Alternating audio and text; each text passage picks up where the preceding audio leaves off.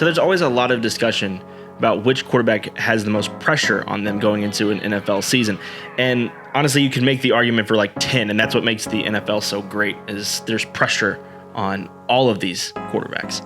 You can make the argument it's Tua, who a lot of people aren't sold on. You now added one of the most dynamic weapons that the NFL has ever seen. You have Jalen Waddle another year. You get an offensive-minded head coach, so maybe it is Tua Tagovailoa. Some would argue maybe it's Russell Wilson. You leave the organization that you've been with your entire career, and now you're in this new era, and you have offensive weapons. You have a decent defense. This is a roster that's really good, and everyone's kind of thought that maybe the Broncos were just a quarterback away. So maybe it's Russell Wilson who has the most pressure on him. Or maybe it's Josh Allen. I mean, the Bills are favored to win the Super Bowl right now. You're really, honestly, probably a coin flip away from getting to an AFC Championship game. You bring back almost your entire roster, and you add a two-time Super Bowl champion in Von Miller. That's a lot of pressure. Maybe it's Deshaun Watson, although I still don't know if he plays. I have a video about my thoughts on Deshaun Watson and why it was a mistake that they got him, but nevertheless. But I could make the argument that a quarterback under the most pressure this year might be Patrick Mahomes. Now, this might sound a little strange to you. I mean, why would Mahomes be under the most pressure? He's 26 years old. He's a perennial MVP candidate. He's already won a Super Bowl. That's honestly a really good career already. But this moment, I think, is when a lot of pressure was put on Mahomes. All right, we got some breaking news here on NFL Network. It's not a quarterback trade, but can I interest you in a Tyreek Hill trade? Yeah, that's right. Don't adjust your television. Tyreek Hill has been traded from Kansas City to Miami. The knock on Mahomes has been he's had too much talent around him. What can he do when there's not enough talent? I mean, he's had Andy Reid, Travis Kelce, and Tyreek Hill his entire career. So what can he do without those players? And he's done it sparingly. But this season now, you're going to have to do it without Tyreek Hill for the entire year. You do not have him on your team. And I do think that there is some validity to that argument, that you need to win when not everything is perfect. But you obviously can't overcome dysfunction, and I think that Mahomes knows that. He went to a really good organization. The Chiefs are one of the top organizations of the past maybe decade. But I feel like, and I don't think this way, but I feel like there is this nagging feeling that maybe Mahomes has kind of underachieved by winning only one Super Bowl.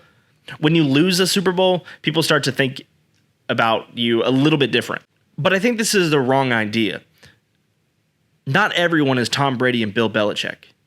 We have had a lot more next great dynasties than we've had actual dynasties. The Peyton Manning Colts, that team with Reggie Wayne and Dwight Freeney, those teams were supposed to win a lot of Super Bowls. They won 8 playoff games, won 1 championship, and that was it. The 2011 Green Bay Packers. I mean, everyone thought that the Packers were going to go on this dynastic run, and didn't happen. Or even the Legion of Boom. Seattle had a 25-year-old Russell Wilson, his second year.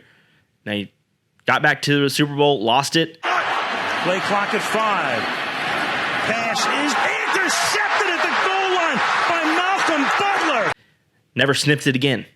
I mean, you could make the argument, and you could probably bet this pretty easily, that Joe Burrow and the Cincinnati Bengals are more likely to never reach a Super Bowl again than to reach another one and win out. I mean, it's really hard to win in this league, and not everyone is Brady and Belichick. It's hard to win in the NFL, just like all of these young quarterbacks are learning. But on top of losing Tyreek Hill, your division got significantly better this offseason. Into SportsCenter, and an absolutely massive deal just taking place moments ago in the NFL. Russell Wilson to the Denver Broncos in a Devontae Adams, who looks like the Raiders are acquiring him. Khalil Mack is on the move. The Bears and the Chargers are finalizing a deal that... Your division was the division that really took leaps on who they were going to get and went out there and tried to make some things happen. The Broncos, everyone felt was a quarterback away, they got a top 10 quarterback in their building now. They still have a really good defense. Their offensive line's getting better, and their weapons are pretty good. And now they add the quarterback. I mean, the Raiders have had a really good offseason. Of course, they get Devontae Adams, who's probably a top 3 wide receiver in the league. Their defense is getting better. Derek Carr, I think, is an average, middle-of-the-road quarterback, but he's serviceable. And I like the way that the Raiders are going. The Chargers have another year of Justin Herbert. And I think that this is a year that if they can stay healthy, Chargers are going to be competing for a playoff spot. Everyone in your division feels like they've got better. And if you ask around, you look around, and the Chiefs, maybe they didn't get better. Maybe they stayed the same or slightly got worse. I know they signed Juju Smith-Schuster. They're defensively, they got Justin Reed. I think that's going to be a great pickup for them. In a division that everyone got what feels like significantly better, the Chiefs maybe stayed the same. And years ago, it was the NFC that had all the quarterbacks. Now, it's the AFC. Burrow, Mahomes, Lamar Jackson, Justin Herbert, Derek Carr. You got a lot of young quarterbacks in this league, and they're all in the AFC. Yeah, it's going to be tough. I think that Mahomes has a lot of pressure on him this season. Can you do what you have done in your career without Tyreek Hill? Without the over-the-top threat that nobody has ever seen before? I mean, he is one of the most dynamic players of all time. Can you get to an AFC championship game? Can you win another Super Bowl without Tyreek Hill on your roster? And maybe we're not talking about it right now. Come middle of the season, maybe we're talking a little bit more of why the pressure's on Mahomes. And those narratives will start coming.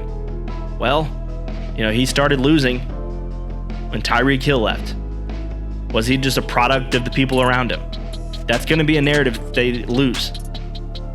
So I think Mahomes, out of all of these quarterbacks, of course, Tua's fighting for his job. Of course, Russell Wilson, has a legacy to uphold. But I might say Patrick Mahomes has the most pressure on him of any NFL quarterback. And nobody's talking about it yet.